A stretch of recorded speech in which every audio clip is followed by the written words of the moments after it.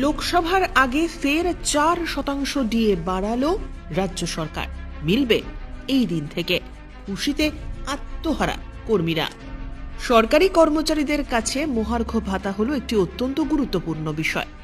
গত বছর কেন্দ্রীয় সরকারের পাশাপাশি বিভিন্ন রাজ্য সরকারও সরকারি কর্মীদের কথা ভেবে ডিএর হার বাড়িয়েছে। এই অবস্থায় 2023 সালের 18 অক্টোবর কেন্দ্রীয় মন্ত্রিসভা কেন্দ্রীয় সরকারি কর্মচারী ও পেনশনভোগীদের জন্য 4% ডিএ এবং ডিআর বৃদ্ধির ঘোষণা করেছিল।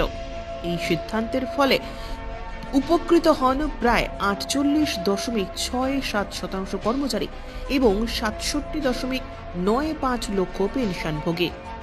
কেন্দ্রীয় মন্ত্রী অনুরাগ ঠাকুর জানিয়েছেন, এই বর্ধিত হার গত বছর অর্থাৎ 2023-এর 1 জুলাই থেকে প্রযোজ্য হবে।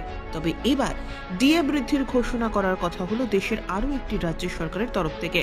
এই প্রসঙ্গে প্রাপ্ত তথ্য অনুযায়ী জানা গিয়েছে, উত্তরাখণ্ড সরকার এবার এই বড় সিদ্ধান্ত নিয়েছে। রাজ্য সরকারি কর্মচারীদের ডিএ বৃদ্ধির ঘোষণা করেছে সেই রাজ্যের সরকার, যার ফলে রাজ্যের সরকারি কর্মচারীদের ডিএ 42% থেকে বৃদ্ধি পেয়ে হয়েছে 46%। এমত অবস্থায় রাজ্য সরকারের এহেন সিদ্ধান্তের জেরে স্বাভাবিকভাবেই লাভবান হবেন বহু সরকারি কর্মচারী এবং পেনশন প্রাপকেরা। এদিকে এই তত্ত্ব মানতে নারাজ বেশ কয়েকটি শাসক বিরোধী সংগঠন। তারা ফের কলম ডাউন করতে পারেন বলে হুমকি দিয়েছেন। পাল্টা সিদ্ধান্ত নিতে পিছু পা হবে না নবান্ন। সরকারের সঙ্গে অসহযোগিতা করলে প্রয়োজনে বড় সিদ্ধান্ত নিতে পারে নবান্ন। ব্যুরো রিপোর্ট, উত্তরের প্রহরী।